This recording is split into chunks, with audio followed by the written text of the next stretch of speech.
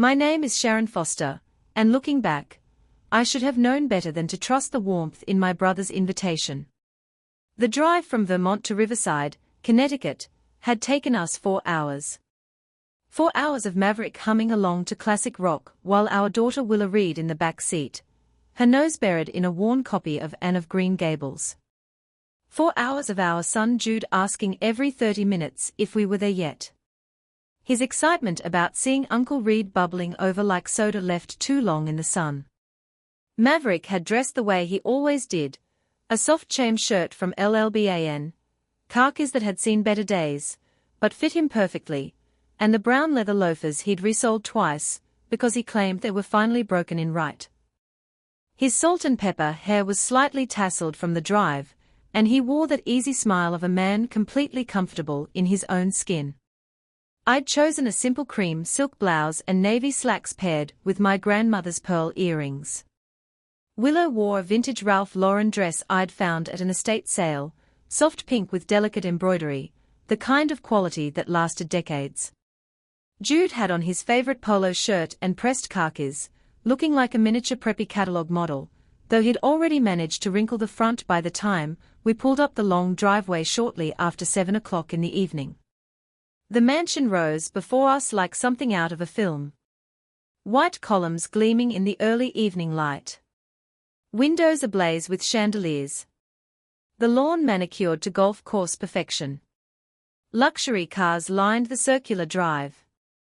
Mercedes, BMWs, a Bentley that probably cost more than most people's houses. Wow!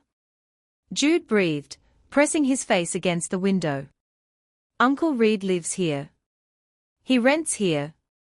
I corrected gently, though my stomach was already tightening with unease. Maverick said nothing, but I caught the slight narrowing of his eyes as he took in the scene, that observational look he got when he was writing, cataloguing details. Or at least that's what everyone thought he was doing. I knew better. My husband was always watching, always calculating, though few people ever suspected. The quiet man who introduced himself as a freelance nature writer was anything more than exactly that. We parked between a Tesla and a Jaguar. Our Volvo wagon, reliable, safe, 8 years old, looked like the help's vehicle. The party spilled across the mansion's grand terrace and sprawling lawn. Women in designer dresses that probably cost what we spent on groceries in 6 months. Men in suits so sharp they could cut glass. The air smelled of expensive perfume, champagne, and the particular scent of wealth, that indefinable mix of privilege and exclusivity that makes the uninitiated feel like they're breathing different air. We made our way up the stone steps. Willa's hand found mine, her palm slightly damp. She was 9 and perceptive enough to sense when she didn't quite fit in, though she'd never say so. "You look beautiful, sweetheart," I whispered to her. She squeezed my hand in response. A coordinator with a clipboard and a smile that didn't reach her eyes intercepted us at the entrance. "Names, please." "Sharon Foster. This is my husband, Maverick Miller, and our children." She scanned her list. Her expression shifting almost imperceptibly. Not rude exactly, but cooler. "Ah yes, the Vermont family. Right this way." I felt Maverick's hand settle lightly on my lower back as we followed her through the crowd. We passed the VIP zone, a raised section of the terrace with the best view, the best lighting, intimate clusters of cocktail tables draped in ivory linen. That's where I spotted Reed, my younger brother, holding court in a navy suit that probably cost $3,000. He saw us. Our eyes met. For a moment, I expected him to wave us over to introduce us proudly to his fiancée's circle. We'd driven 4 hours. I'd brought a gift, a first edition book I'd found for Helen, something I thought she'd appreciate. Instead, Reed's eyes flickered with something I'd never seen directed at me before. Embarrassment. He glanced at the guests around him, all perfectly coiffed, all radiating that new money shine, then back at us in our LBAN and vintage Ralph Lauren. He didn't move. The coordinator led us past the VIP zone, past the main seating area with its strategic proximity to the bar and the dance floor, past even the secondary tables. We ended up at a round table tucked in the corner near the kitchen door where servers rushed past with trays and the music was muffled by the wall. The lighting was dimmer here. The view was of the service entrance. This was the fringe. "Enjoy the party," the coordinator said, already turning away. Maverick pulled out a chair for me, his movements unhurried. He helped Willa into her seat. Then Jude. When he finally sat down beside me, he was silent. But I saw his jaw tighten just barely, just enough. "Mom, why are we sitting by the kitchen?" Will asked quietly. "It's fine, honey. We can see everything from here." I lied, my voice bright. But we both knew. The seating wasn't random. It was a statement. Across the terrace, Reed laughed at something one of his guests said. Champagne flute raised high. He didn't look our way again. Maverick leaned back in his chair, his fingers drumming once, twice against the tablecloth. To anyone watching, he looked relaxed, mildly interested in the spectacle around us. But I knew that look. I'd been married to this man for 12 years. He was taking notes, and Maverick Miller's notes always came with consequences. The party hummed around us like an exclusive machine we weren't meant to understand. Waiters glided past our corner table with barely a glance. Their trays angled toward the VIP section. Laughter floated from the center of the terrace where Reed and his fiancée Helen held court under strings of Edison bulbs that cast everything in a golden flattering glow. Our corner had fluorescent spillover from the kitchen. Jude kicked his feet under the table, still excited despite our exile. "When do we get to eat?" "I'm starving." "Soon, buddy," Maverick said, ruffling his hair. He'd maintained that easy demeanor since we sat down, but I noticed he'd positioned his chair at a slight angle the better to observe the entire party. The writer's eye, people always said. Always watching for material. If only they knew. Movement caught my attention. Helen was gliding toward us, her champagne-colored dress catching light like spun sugar. She was beautiful in that calculated way, every hair in place, makeup applied with surgical precision, jewelry that announced its price tag without needing words. At 28, she'd perfected the art of looking expensive. She stopped at our table, smile fixed in place like a crown. "Sharon." Her voice carried that particular tone of false warmth I'd heard before, usually right before someone delivered an insult wrapped in concern. "I'm so glad you could make it all the way from Vermont. It must have been quite the journey." 4 hours, I said evenly. "Not bad at all." "Well, you're braver than me." "I couldn't imagine living so far from civilization," she laughed, a tinkling sound. "But I suppose that's the artistic lifestyle, isn't it? Reed told me you work for a non-profit. That must be so fulfilling." The way she said fulfilling made it sound like a consolation prize.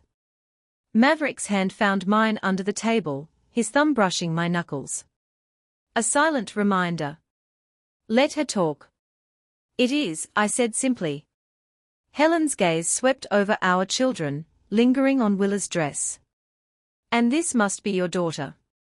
What a sweet vintage dress. Very quaint." Willa's smile faltered. At 9, she couldn't quite parse the insult buried in the compliment, but she felt its edge. "It's Ralph Lauren," I said, my voice measured. "From the 8S, better quality than most things made today." "Oh, absolutely.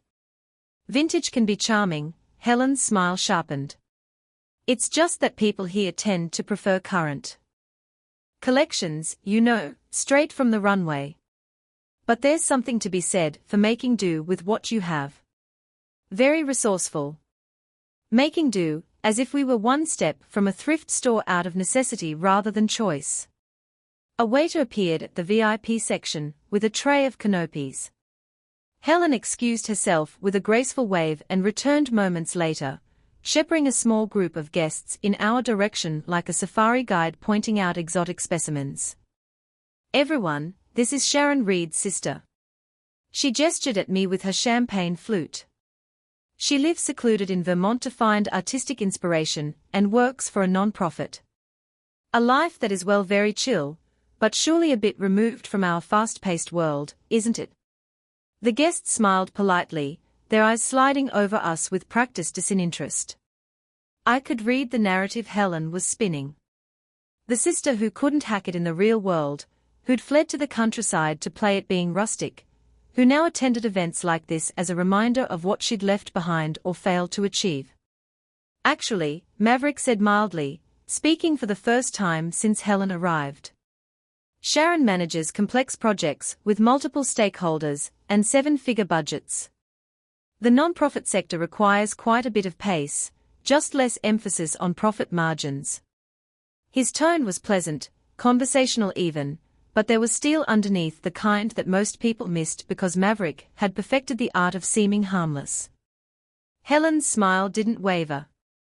"Of course, non-profits are so important, though I imagine the salary must be quite modest compared to the private sector. But that's the sacrifice one makes for passion, right?" She moved on before I could respond, her entourage following like ducklings. Jude tugged on my sleeve. "Mom, I'm really hungry. Can I get one of those things they are carrying around?" The buffet table had been set up near the VIP zone. A stunning display of delicacies under warming lights. Jude was already sliding out of his chair when Helen materialized again, as if summoned by his interest. "Oh, Jude." She crouched down to his level, her dress pooling around her like liquid gold. "I'm not sure those appetizers are quite right for you, sweetheart." "Why not?" Jude asked gooeyly. "Well, they're foie gras and caviar, very acquired tastes. I'm afraid since you haven't had proper palate training, you'll find them hard to swallow." She tilted her head sympathetically. "Tell you what, I'll have the kitchen make something friendlier for you. How about spaghetti or fried chicken? I'm sure you're more used to those at home." The implication hung in the air like smoke. "Your family only knows fast food and simple fare. You don't belong at this table, literally or figuratively." Jude looked confused, but I like trying new things. "No need, Helen." I stood, placing my hand on Jude's shoulder. My voice was quiet, but firm. "The children will sit here and eat with their parents. We teach our kids to experience everything. They don't need to be separated." For the first time, Helen's smile cracked slightly. "I was only trying to help." "We don't need help." I guided Jude back to his chair. "But thank you." Helen straightened, her expression cooling several degrees. She glanced at Maverick, perhaps expecting him to contradict me, to apologize for his wife's stubbornness. But Maverick just smiled blandly at her. The way he smiled at everyone, pleasant, forgettable, utterly unreadable. "Suit yourself," Helen said finally, "though I'd hate for the children to be uncomfortable." She swept away, leaving a wake of expensive perfume and unspoken judgment. The table fell silent. Willa picked at her napkin. Jude's excitement had dimmed considerably. Across the terrace, Reed remained absorbed in his VIP bubble, laughing and toasting, completely unaware, or willfully ignorant that his fiancée was treating his family like second-class citizens. Maverick leaned over to Jude. "Hey buddy, want to know a secret?" Jude nodded. "The best food at parties is always whatever you enjoy most. Doesn't matter if it's caviar or chicken fingers. If it makes you happy, it's the best," he winked. "And between you and me, I'd take a good burger over fish eggs any day." Jude giggled, some of his sparkle returning. But I saw the way Maverick's gaze tracked Helen across the terrace, the way his jaw set just slightly tighter. My husband was many things: patient, observant, slow to anger, but he was also fiercely protective, and someone had just insulted his children. I had a feeling Helen had no idea what she'd just said in motion. The party had reached its crescendo by 10 minutes to 8, but at our table, I was halfway through explaining to Jude why he couldn't have a third canopy when I noticed Willa's empty chair. My daughter had excused herself to the restroom 10 minutes ago. The knot in my stomach tightens. I stand, scanning the crowd for her blonde head, her vintage Ralph Lauren cardigan, the one I'd found at an estate sale. Pristine condition, better quality than anything in Helen's closet. Then I see her. Willa is walking back toward our dark corner. But something's wrong. Her shoulders are hunched forward, her arms wrapped around herself like she's trying to disappear. Even from here, I can see the redness around her eyes, the way she's blinking too fast. She slides into her chair without looking at me. Willa. I lean closer, keeping my voice low. Honey, what happened? She shakes her head, her jaw clenched tight. That's when I know it's bad. Willa doesn't cry easily. She's too much like me, holding everything in until it cracks. Sweetheart, talk to me. Her voice comes out strangled, barely above a whisper. Can we just go home? My heart breaks. What happened? Some kids. She swallows hard. There were these girls by the bathroom. They were maybe 12 or 13. And they pointed at my shoes. I looked down at her feet. The suede flats, soft taupe, classic silhouette, worn but well maintained. I'd bought them at a vintage boutique in Vermont because they were real quality. The kind that lasts, they said. Willa's voice cracks. They said I was wearing poor person shoes. They asked if we got them from a donation bin, because they looked so old. The rage that floods through me is white hot and instantaneous. My 9-year-old daughter, my sensitive, brilliant girl who reads 3 grades above her level and volunteers at the animal shelter every weekend. Mocked for shoes, I reach for her hand, but before I can say anything, I hear the click of heels on marble. Helen materializes at our table like a sharking blood. Oh dear, is everything all right? Her voice drips with false concern, pitched just loud enough to draw attention from nearby tables. Several guests turn to look, champagne flutes pausing mid-sip. We are fine, I say flatly. Are you sure? Because Willa looks upset. Helen tilts her head, her expression a practiced mask of sympathy. Did something happen? I open my mouth, but Willa speaks first, her voice small. Some girls made fun of my shoes. Helen's eyes flick down to Willa's suede flats, and I see it that microcond of satisfaction before she arranges her face into understanding. Oh, sweetheart. She crouches down, putting herself at Willa's eye level in a performance of compassion. You know, children here are raised differently. Their parents are business leaders, philanthropists. These kids are being groomed for Yale, for Harvard. They have very refined standards. My fingers curl into fists under the table. Helen continues, her voice taking on a teacherly tone. Honestly, Sharon, I've been worried about this. The children, they are not used to being in environments like this. Living so isolated up in Vermont without regular exposure to proper social settings. She sighs, shaking her head. It causes culture shock. They don't understand the expectations. The words hang in the air like poison. She's not defending Willa. She's defending the bullies. Maybe next time. Helen says, standing and smoothing her dress. You could prepare them better. Make sure their clothing is more appropriate for the occasion. It would save everyone the awkwardness. The crowd is watching now. I can feel their eyes on us, on my children judging. Helen's implication is crystal clear. This is your fault, Sharon. You brought your backwoods children to a place they don't belong. Dress them like charity cases. And now everyone's uncomfortable. I'm shaking. I want to scream to tell her exactly what I think of her and her refined standards. To drag her outside but I'm frozen because Reed is here somewhere in this crowd and he's my brother, my only sibling. If I make a scene, if I cause chaos at his engagement party, I'll be the villain in this story. I stand abruptly, my chair scraping against the floor. Helen's smile widens. Victorious. She thinks she's won. Then Maverick stands. The change in him is immediate and terrifying. Gone is the gentle, soft-spoken man who spent dinner quietly eating pasta. The air around him seems to drop 10 degrees. He stands to his full height, moving with the kind of controlled precision that makes people instinctively step back. He doesn't say a word. He simply stands there.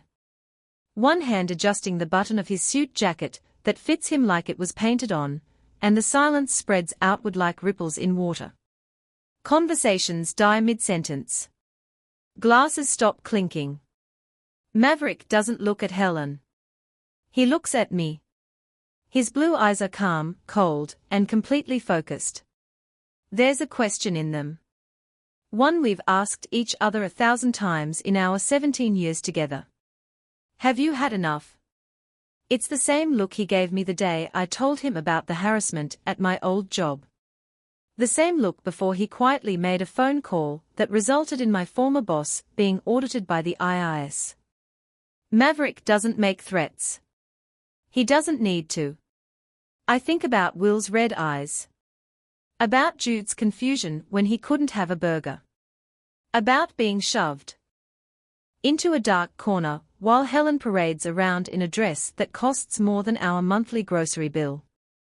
I think about my brother, who I drove 4 hours to celebrate, who hasn't once come to check on us. I look at Maverick and nod. The decision is made. Helen's smile falters as she realizes something has shifted.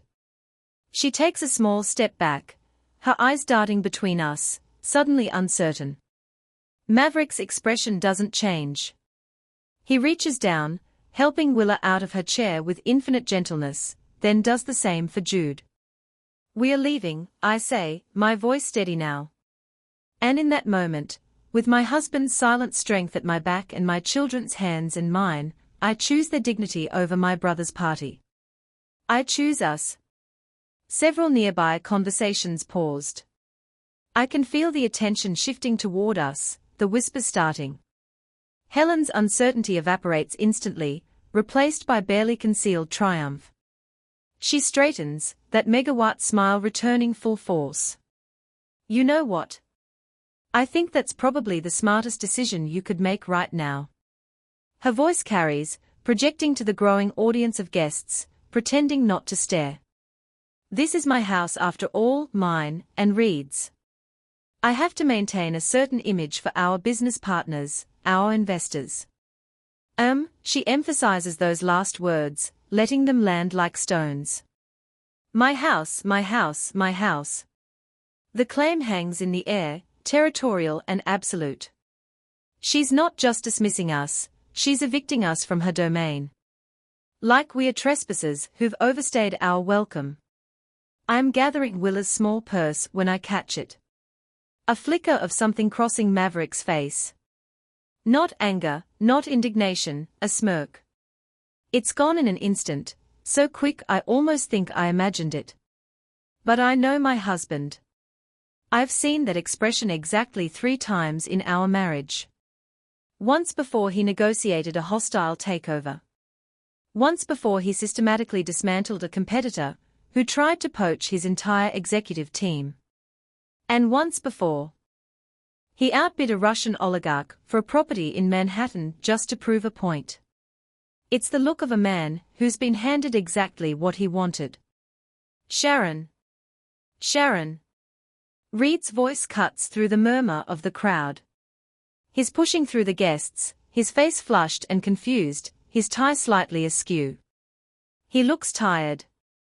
The kind of bone-deep exhaustion that comes from trying to keep up appearances all night. What's going on? He reaches our table, eyes darting between me and Helen. Why are you guys leaving already? Helen immediately shifts gears, her hand flying to her chest in a gesture of wounded innocence. Oh, Reed, honey, it's not. I mean, Sharon said she wanted to leave. I think she's just not comfortable here. The vibe isn't really. She trails off delicately, letting him fill in the blanks. The implication is clear. Your sister doesn't fit in with our crowd. Reed's face crumples with guilt and confusion. Sharon, I'm so sorry. I didn't mean for you to feel. He runs a hand through his hair, making it stand up in stressed peaks. Maybe you should take the kids back to the hotel. Let them rest. You must be tired from the drive. And he's apologizing to me for Helen's behavior. And he has no idea. My brother, standing in this mansion's grand foyer, surrounded by crystal and marble and imported flowers, actually believes he lives here. Believes this is his home, his party, his life. He has no clue that every piece of furniture he's lounging on, every room he's hosting in, every inch of this partnership with Helen exists, because Maverick decided to be generous 3 years ago. Reed thinks he's the host, the master of the house. In reality, he's a tenant whose lease is about to expire. It's fine, Reed, I say quietly, slipping my arm around Willa's shoulders. We'll get out of your way. No, no, it's not. He's flustered now, aware that people are watching. That this doesn't look good. You came all this way. I wanted you to be here. Reed, sweetheart. Helen touches his arm, her voice. Honey. Sweet. Let them go. Sharon clearly wants to leave, and we have guests to attend to. The Castellanos were asking about the investment timeline, and she's steering him away, redirecting his attention like she always does. Reed's shoulders sag in defeat. He shoots me one more apologetic look before allowing himself to be led back toward the center of the party, toward the lights and the laughter and the people who matter in Helen's world. Maverick is silent beside me, helping Jude into his jacket with methodical care. But I see it again, that tiny quirk at the corner of his mouth when Helen said, "My house." Maverick, I murmur as we start toward the door. Not yet, he says softly. His voice is calm, almost pleasant. But there's something underneath it, something that makes the hair on the back of my neck stand up. We are almost to the foyer when Helen's voice rings out behind us, bright and performative. Drive safely, and Sharon. Maybe next time, let us know if you need recommendations for the children's clothing. I know some wonderful boutiques that aren't too expensive. The laughter that follows is polite but present. Several guests are openly watching now, champagne flutes in hand, entertained by the drama. Willa's hand tightens in mine. Maverick stops walking. He doesn't turn around, doesn't react visibly, but something shifts in the air. A change in pressure like right before a thunderstorm breaks. He reaches into his jacket pocket and pulls out his phone. The motion is casual, unhurried, he taps the screen a few times, scrolling through something. Actually, he says, his voice carrying effortlessly across the marble foyer. Before we go, there's something I need to discuss with Reed. The room goes quiet. Helen's smile freezes. I'm sorry, what? Maverick finally turns and the look on his face is pleasant, professional. The expression of someone about to discuss a minor contract detail. Reed, he calls out. Could you come here for a moment? My brother emerges from the crowd again, now looking completely bewildered. The house. What about the lease? Maverick says simply, I wanted to give you proper notice in person since we are all here. Reed blinks. Notice? What notice? And just like that, the trap springs shut. The party noise seemed to fade into a dull hum as Maverick stepped forward. There was something different about him now. The quiet, amiable writer had vanished, replaced by someone who moved with the confidence of a man who'd spent decades in boardrooms where millions changed hands with a signature. "Reed?" Maverick said, his voice low, but carrying an authority that made several nearby guests turn their heads. "Do you remember the name of the parent company on the lease you signed?" My brother blinked. Confusion, replacing the embarrassment that had been written across his face moments before. "I what? Why would that matter right now?" "Just answer the question," Maverick said, his tone patient but unyielding. Reed's forehead creased as he searched his memory. "I think it's Ironwood Holdings. I honestly don't remember the details. I just signed through the agent 3 years ago. Is there a problem with the property management or something?" The corner of Maverick's mouth twitched. Not quite a smile, but close. He pulled out his phone with deliberate slowness, scrolled for a moment, then turned the screen toward Reed. "Read it out loud." Reed leaned forward, squinting at the illuminated text. His lips moved silently at first. Then his voice emerged, shaky and confused. Internal directive dated April 2020. From V. Miller, Chairman. Subject, Foster Account Exception. He paused, his face going pale. Approve exception for Reed Foster's residential file. Freeze 2020 rental rates indefinitely, regardless of market adjustments. Any difference between frozen rate and current market value is to be accounted for in the Chairman's Family Charity Adjustment Account. The silence that followed was absolute. Even the string quartet seemed to sense something monumental happening and let their music trail off, plunging the terrace into a deadly stillness. "I don't." Reed's voice cracked. "What does this mean?" Helen had gone utterly still beside him, her champagne flute frozen halfway to her lips. I watched as understanding began to dawn on her face slowly at first, then all at once, like watching ice crack across a frozen pond. "It means," Maverick said, his voice carrying clearly across the suddenly quiet gathering, "that the luxurious lifestyle you've been enjoying for the past 3 years has been subsidized. Heavily subsidized. The market rate for this property is currently $4,200 per month. You've been paying $2,800 the frozen 2020 rate. That's a difference of $16,800 per year. Over 3 years, that's $50,400 in effective charity." Reed staggered backward, as if he'd been physically struck. No, that's not. I can afford this place. I make good money. You make a good salary." Maverick corrected gently. "But you're not rich, Reed. You're what financial advisors call a Henry High earner. Not rich yet. You spend everything you make trying to maintain an image that's beyond your actual means. Without the subsidy, you couldn't afford this address. You certainly couldn't afford it while also funding those European vacations, and the luxury car lease, and the country club membership Helen insisted on." I watched my brother's face crumble.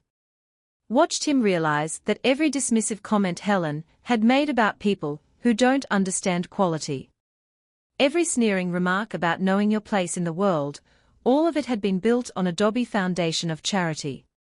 Charity from the man she'd been mocking all evening.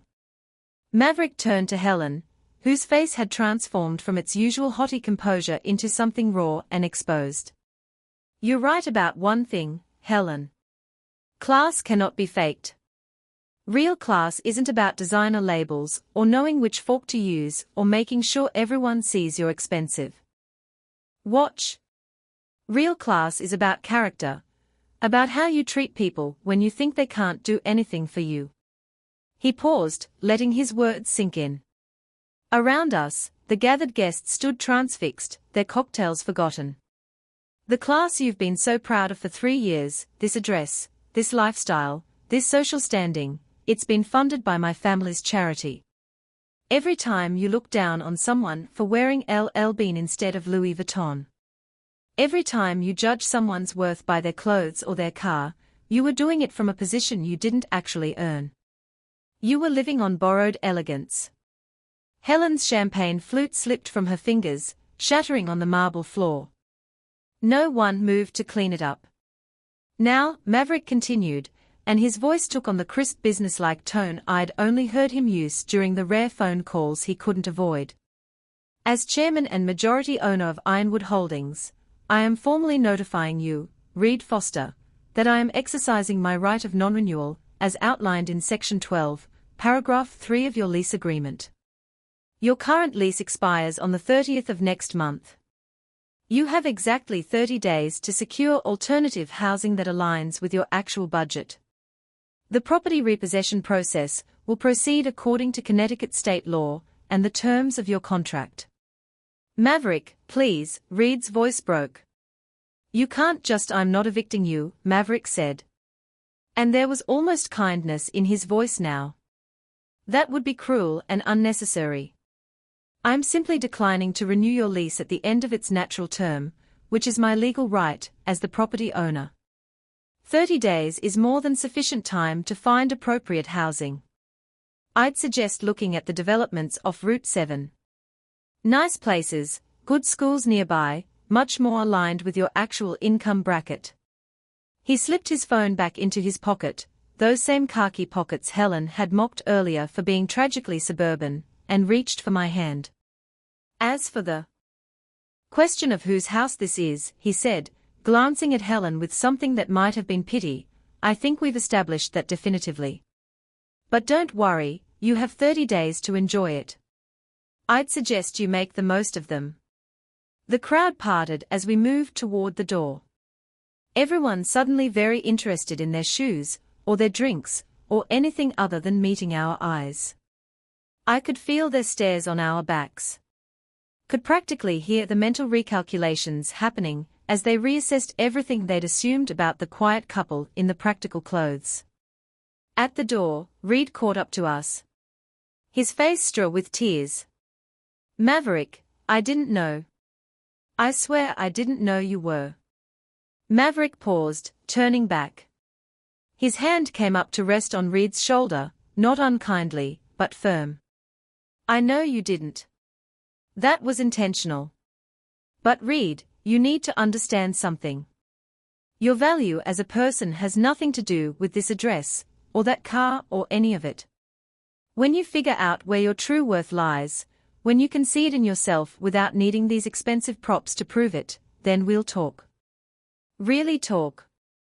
But until then, he didn't finish the sentence. He didn't need to.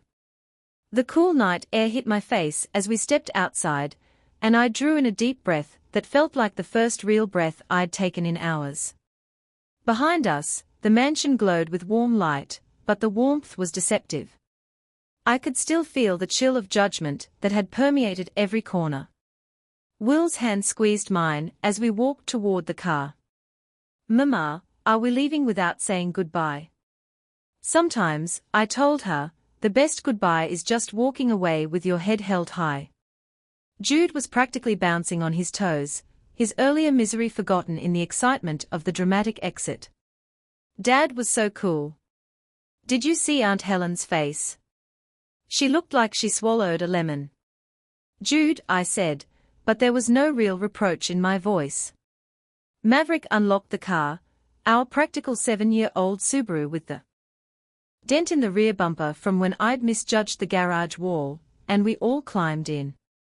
As he started the engine, I glanced back at the mansion one last time. Through the tall windows, I could see figures moving, gathering, no doubt, dissecting everything that had just happened. Reed stood on the front steps, Helen nowhere to be seen. I almost feel bad for him, I murmured. Don't, Maverick said, pulling out of the circular driveway. This is the kindest thing I could do for him.